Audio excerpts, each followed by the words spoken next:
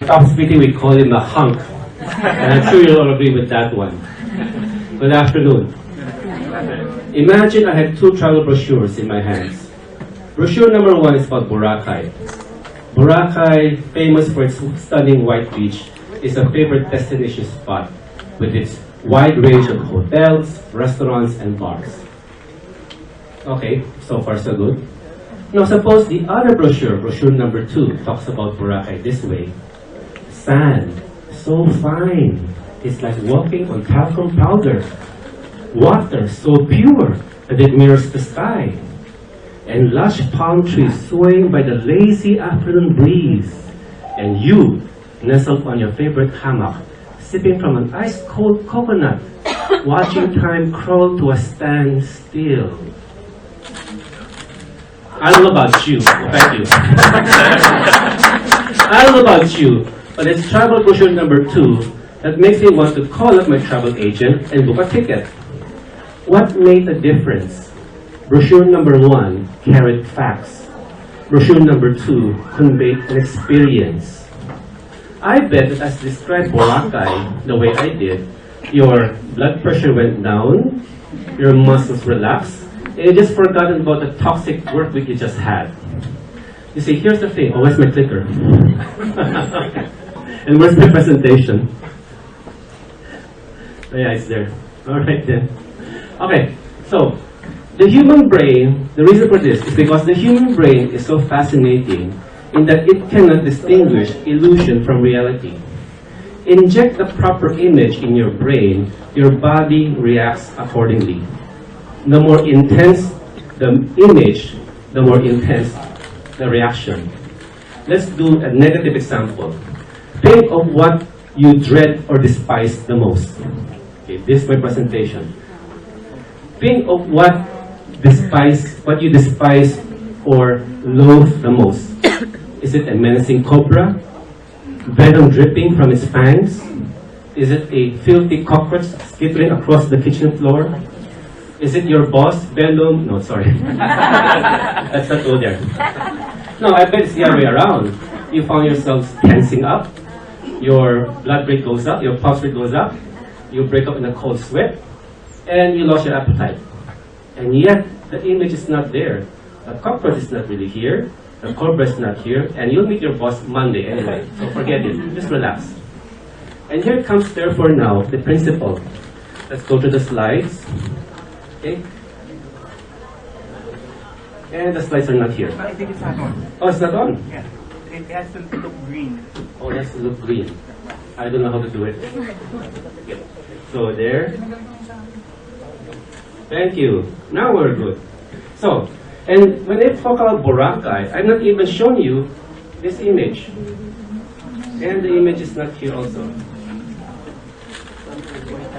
Up there on that one. Why don't you try that? Oh, this one? Yeah, why don't you try this? Because I think it's her... Thank you. The forward is the last button and the backward is the first one. This Last one. button and then backward and then laser. Oh, thank you. So let's see this one. Yes, that's the one. Thank you. Now, when I describe Boracay to you, we'll not even use this visual. And that's you in the hammock over there. Oh, Okay. they took out that. Thank you. So they pulled out the USB or something. Oh, okay. So now, This is Now it's okay? Good? I can use this for a while? oh, okay. Very good. Now, going back. See, The other one. the other one. Okay, here we go. See, the point is, the human brain cannot distinguish illusion from reality. Remember, you inject the proper image, the body reacts accordingly, even though the real thing is not there. Yeah. And therefore, the key takeaway for this seminar, if there's one thing I want you to remember, it is this.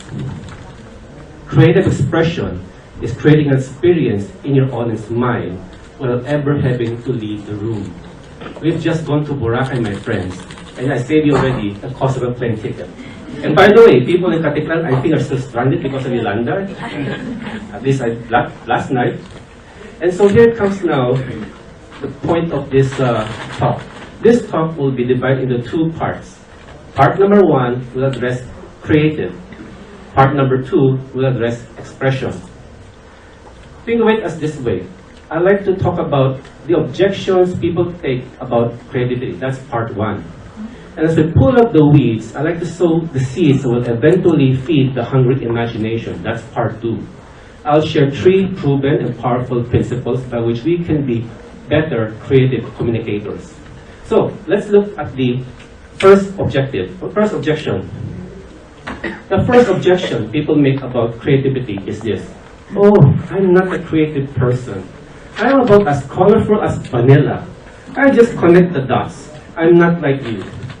But here's the good news. That depends on how you define creativity. Many people connect creativity with artistry, like being a painter or being a sculptor. And since you're not a sculptor, you're not a painter, you think you're not creative. But as I will show you later, we are all creative. We do it all the time. Let me start this way. In the Bible, what is the first act God made? What did He do? Genesis chapter 1 verse 1. In the beginning, He created the heavens and the earth. Okay? Okay? So He said, let there be light, and there was light. Now here's something interesting. Remember, God created Adam. What was Adam's first creative act? Everybody? This is a challenge now. Those who are whizzes in Sunday school should get this answer. Yes? No, not yet. Oh, but that was someone creative too. Yes, sir. He sold his rib.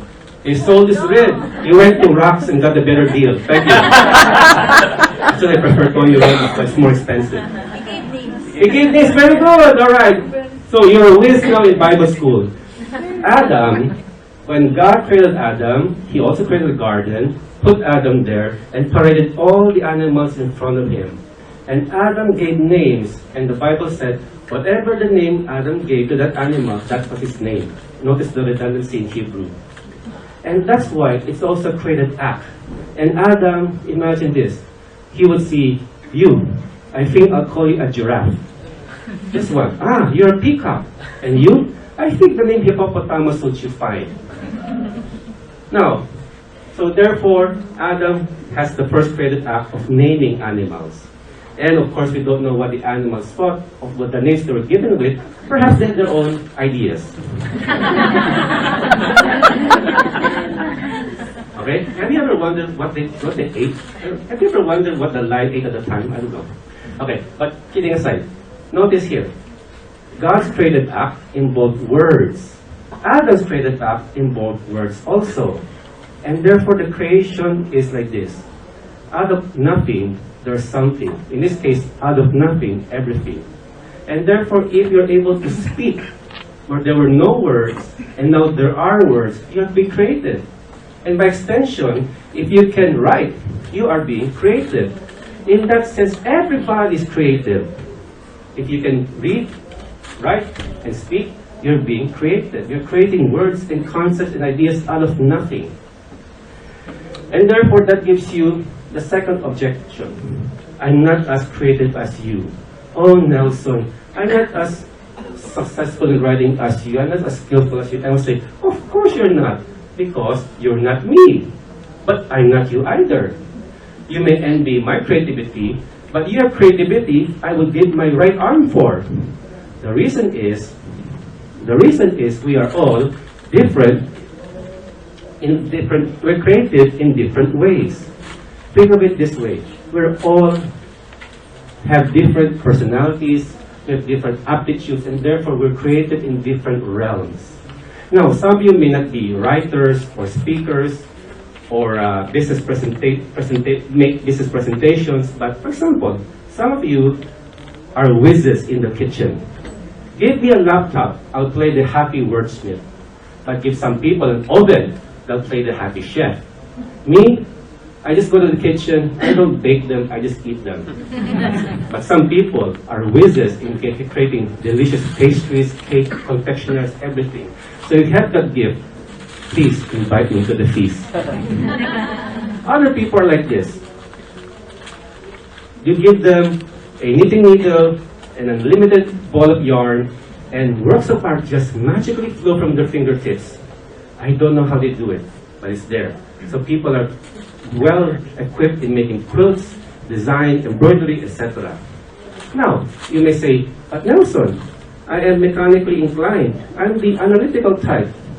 Well, if you love to tinker with gadgets, you will love to think about what will happen if I do this or if I do that.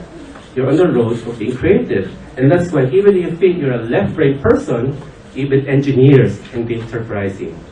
So it doesn't really matter whether you're left brain, right brain, if you're creating something out of nothing, you're all being creative. Which brings me to objection number 3. We're all the same in different ways. Think of the paradox at the time.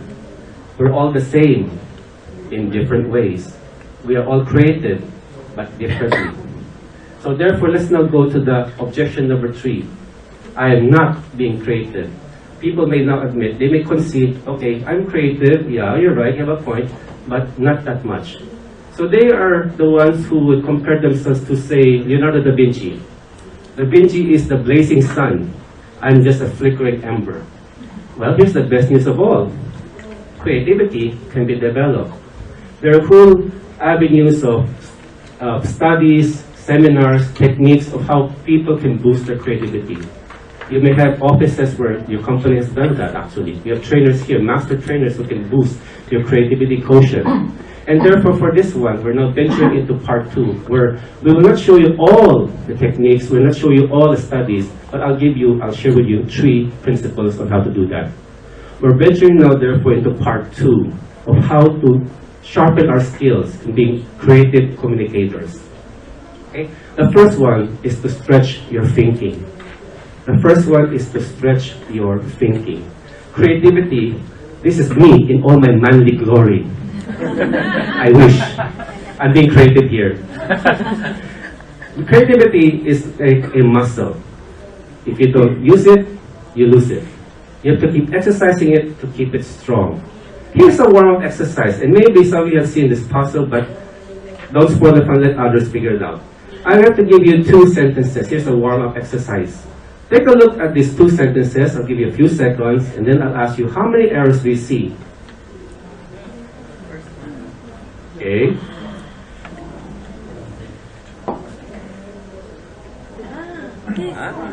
Intuitive. Okay. How many see only 1? How many see only 2? How many see only 3? Raise your hand. How many see 4? Raise your hand. What is the 4th error? Correct. There are only 3 errors. And to say that there are 4 errors is the 4th error. Right? It's a tricky one. The first error is the misspelling of there. Okay. The second error is the misspelling of error. And then the third error is the double N. And there are only 3 errors. To say there are 4 errors, that's the error number 4. And you have fun with this, right? This time. And here comes the point. You know, somebody would say, you know, creativity, therefore, is it like something mystical? Either you have it or you don't. It's something like you just look at it and flashes of insight just come to you. How can I develop creativity? Are there techniques and framework to do so? The answer is yes. Let me give you a case study. Okay? Here's a case study. You are a graphic designer. You're told to create a book cover for a new title called Heaven. What would you put on the cover? Now, you'll say something like, heaven. What's the first thing that will come into my mind, and I'll put it on the book cover? I'll give you a few more seconds. Heaven. Must be there. Got to be there. Okay, now, how many of you would put clouds on the cover? Raise your hand.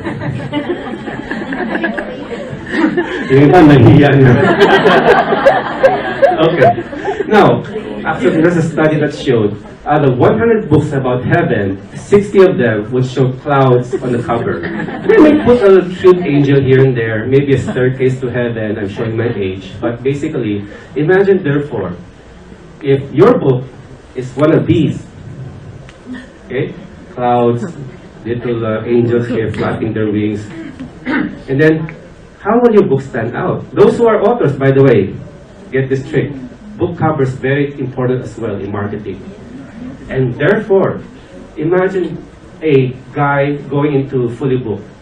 he will be idly browsing through the books. He goes to the heaven section, and he sees all this ocean of blue book covers, and your book is a droplet of one of them. How in the world will your book stand out, let alone be read and be bought, so that the guy can, so that the author can get his royalties? And here comes, therefore, an actual designer. His name is Rodney Clapp. He went into mind mapping. Okay? His technique is mind mapping. He would use a thesaurus. He would brainstorm with his team, and basically he would create like this. So, here's heaven. He has the synonyms: paradise, bliss, ecstasy, clouds. Yes, clouds also. Then he will choose one route. One route is as good as the other, so pick anything. Remember, creativity, you have no bounds. Then, from ecstasy, not the drug, he would go into delight, joy, and surprise.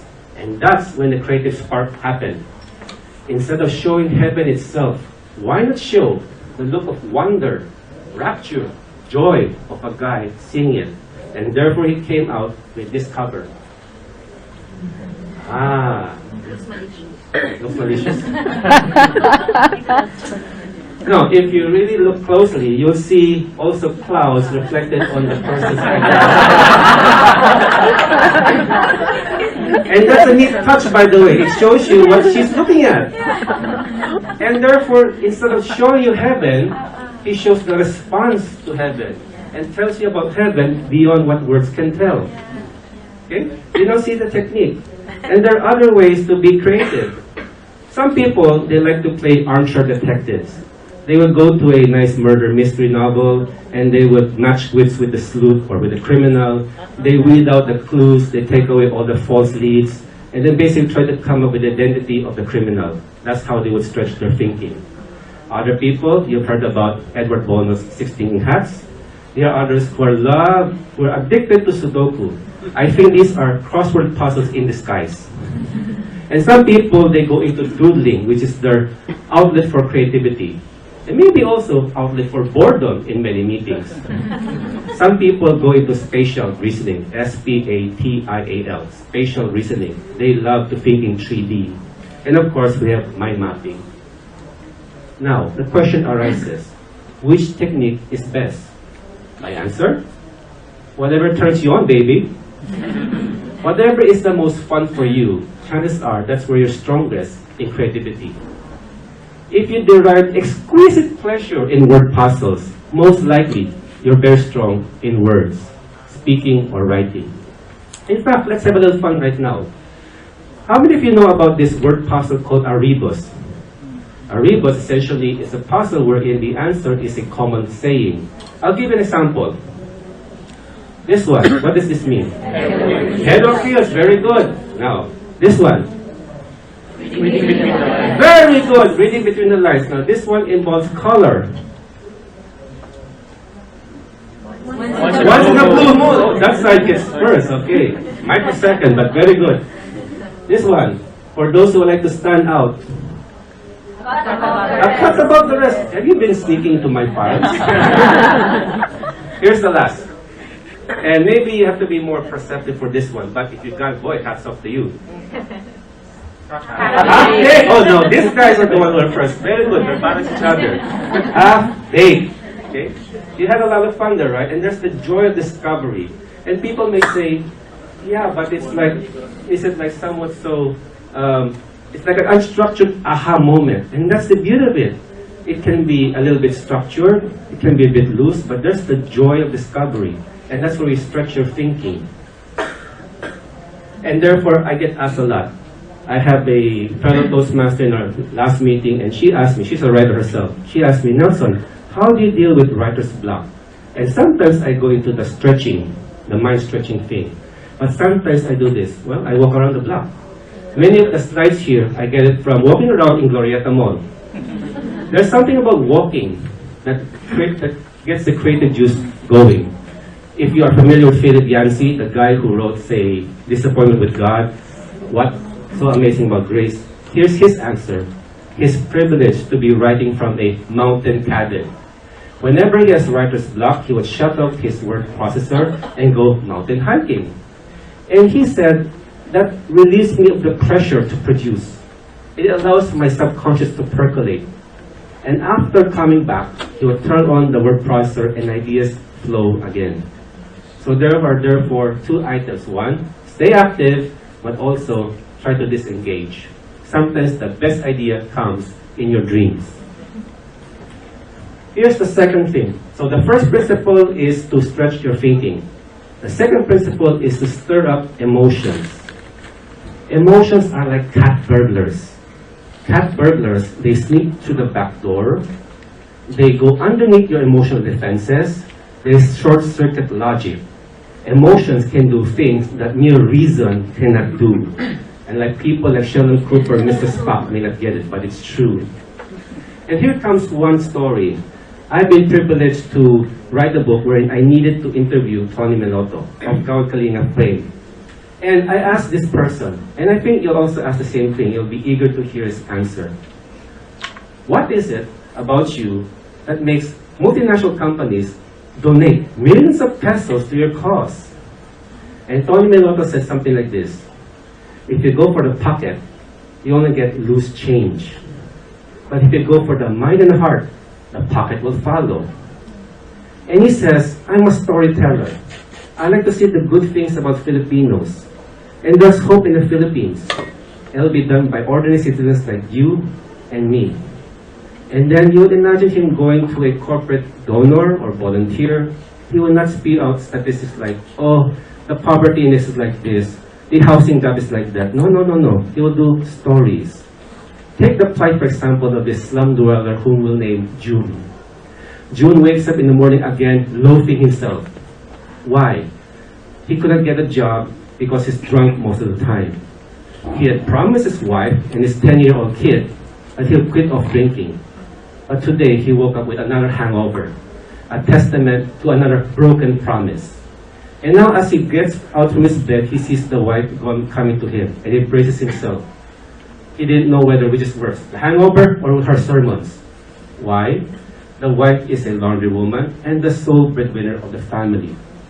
And she would give him another scathing sermon about how her meager earnings go to the booze rather than to the son's education. And the son, by the way, is out of school. And why not? He despises the shanty they live in. It's not only because it's a war zone, because he would hear his parents bicker ever since as he can remember. Not only that, at night, the light bulb is so dim it hurts his eyes. And when it rains, the roof leaks. How in the world can he get any homework done? And then the fateful day came when the GK team goes to the slum area and gives this audacious proposal. We will give you a house.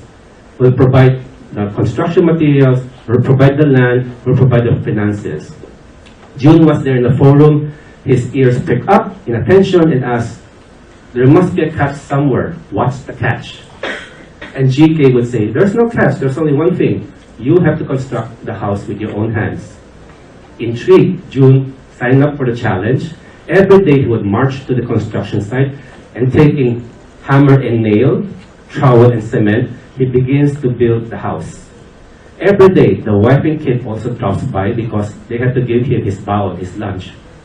And over time, June noticed something strange. As he was building the house, as the house was rising from the ground up, inside the wife and kid, pride and respect were also building up. And June realized that he was transforming from a zero to a hero.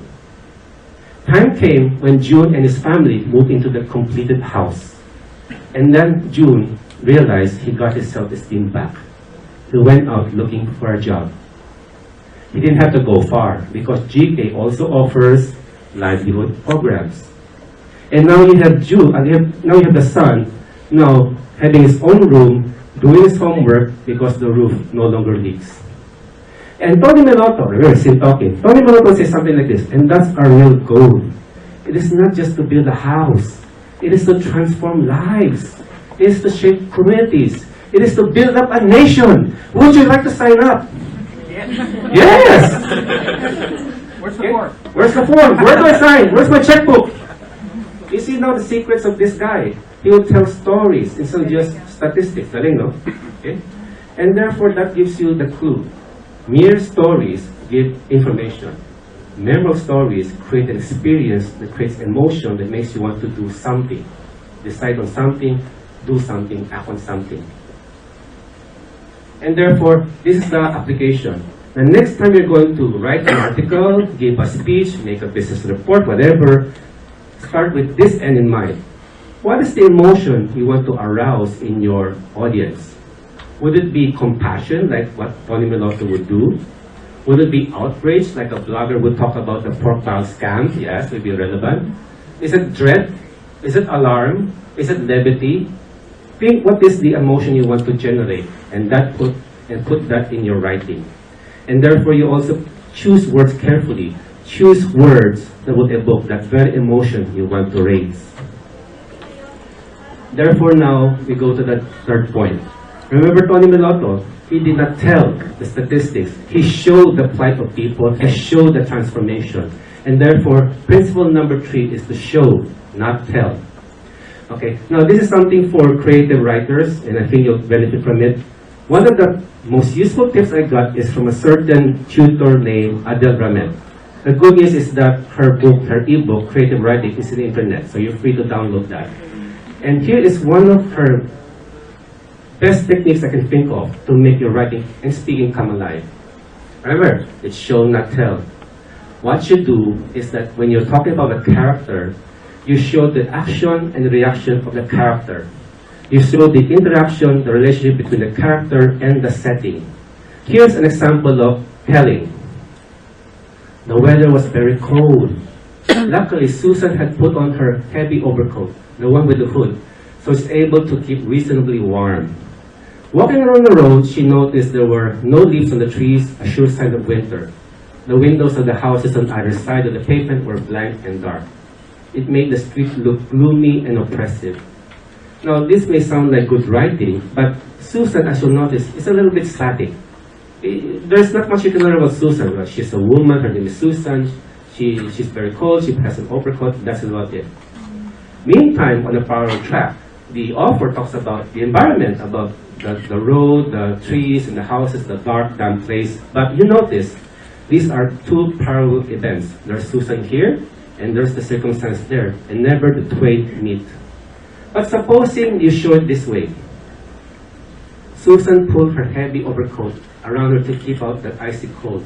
Offering silent thanks for the warm, fur-lined hood, she hurried down to the deserted street. Anxiety rose within her as she surveyed the blank windows of the houses lining the bare pavements. Leafless trees waved menacingly in the bitter wind. The oppressive gloom of her surroundings sent a shudder of fear through Susan's slender frame. You notice in this particular second revision, and by the way, editors would ask the writer to rewrite, and the write, and the write. You know that too, right? Okay. And therefore, you notice here, Susan becomes more and more a flesh and blood person. You get to experience with her what's happening. You will not be feeling with her about the shudder of fear and the anxiety arising, offering silent thanks. Susan becomes more and more like how you and me would behave, and that makes the writing alive. And therefore, you want to make your characters alive, your storytelling alive, have the interaction between character and circumstances. And therefore, here's the other tip.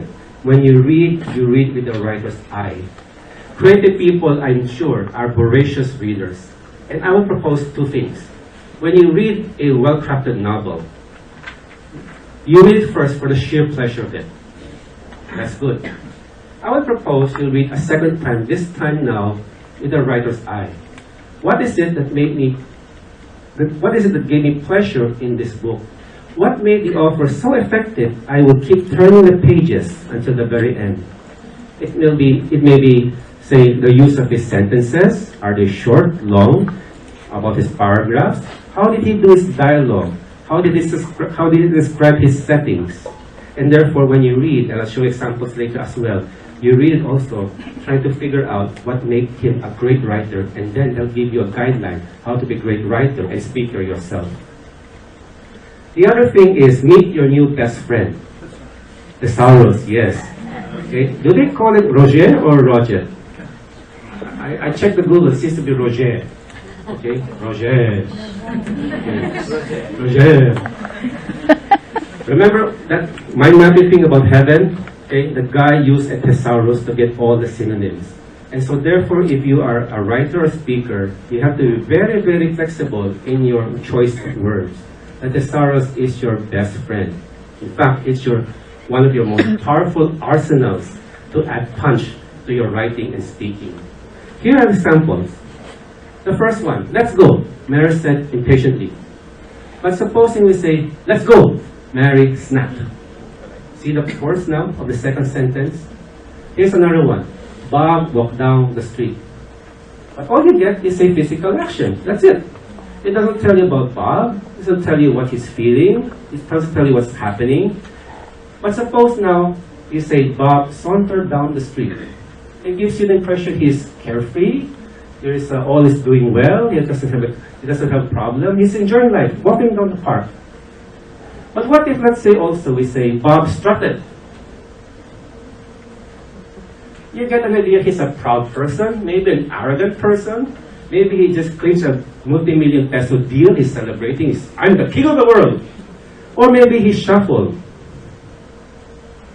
Is it like he's depressed, he's down on the dumps, he's down on his luck, and he's just looking down on the pavement as he walks? You notice there are three synonyms for walking, and yet they're very, very different. What is the emotion you wish to convey in your words? The thesaurus is your best friend. Here's another one. Listen to how radio does it. I love radio. You know why? The script is totally and purely dependent on the imagination of the listener. They don't cheat like TV and movies, with due respect to the other media. They don't use CGI. They don't use special effects. All it does is words, and then you let your mind create the image. I work for a beverage conglomerate, and one of our products is rum. Okay? So you know where I work. And then if you listen to those alcoholic liquor commercials, they would have sound effects like this. The clinking of the ice cubes into the glass. The smooth sloshing of the liquid into the glass. And the soul-satisfying of those raging alcoholics. And yet it's radio. Okay? And therefore, again, like I said, imagine therefore your choice of words to create an experience in your minds, in the audience's mind. And therefore, you notice I use words like sloshing, clinking, okay, there's a technical term for it, onomatopoeia, but I like to use sound words. When I was in college, I had this crush on somebody, and then it's good also we were seatmates. And my gosh, the beauty of the college camp, right beside me, within arm's reach. She's beside, oh heaven, oh look of surprise. And then, on a boring lecture day, I would do something like this. And then the girl turned to me in her cutie patootie way. What's that? And I would say it is the crinkle of pleasure. Crinkle, crinkle, crinkle, crinkle of pleasure. And she would say, Pahingi! And I would gaze at her eyes and say sweetly, it's mine, not on your life. And then nothing happened other than crush. Of course, as Dinah would say, when God deprived you of something, God gives you something much better. And God gave me my darling wife, Lucy. Lucy, please take a bow. Yes. My darling wife, Lucy, my inspiration. If it were not for her, I will not be the speaker and author I am today.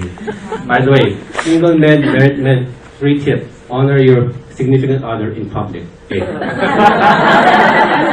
that's another seminar. Okay? Now, you may have the impression that audio is king. Actually, visuals are also king. Actually, this one also combines both. Remember reading with the writer's eye? So because of that, I cannot help but appreciate the choice of this newspaper headline. This is the other day. This is of course Yolanda. Monster typhoon roars toward Visayas. I love the choice of roars. Some people use slam, smash into, batter, pummel. But I like the term roar because it combines also not only visual, but also the audio fury, the howling winds, the crushing rains. I love Roar. It's also because I'm a fan of Katy Perry. You guys know what I'm talking about. All right. And therefore, however, don't forget the visual. Sometimes the body is enough. Don't forget the visual. There was a time I was preparing a Sunday school lesson, and I want to convey how in the world can I have a photo of God reaching out to people, God reaching out to wayward people. We don't know what God looks like. And how in the world will I depict wayward people? And then when I look at Google, Google's also a rich source, by the way, and then I came upon this image. Wow. Notice how it is so expressive without saying anything, just the visual. Notice how it's subdued, everything is dark. We don't get to see the face, but from the hands alone, we'll be able to deduce the emotions of the face.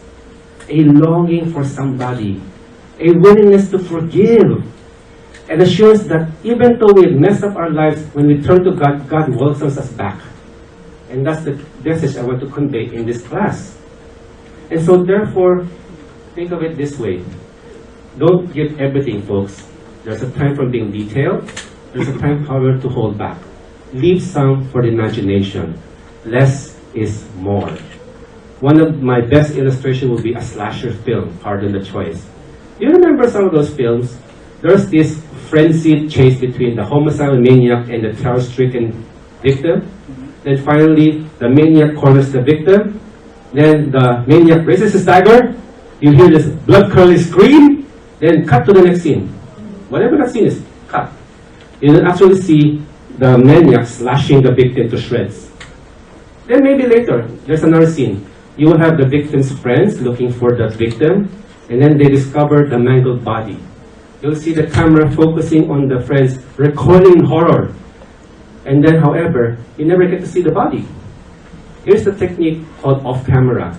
Sometimes they don't put the detail because they like the audience to fill it in with their imagination.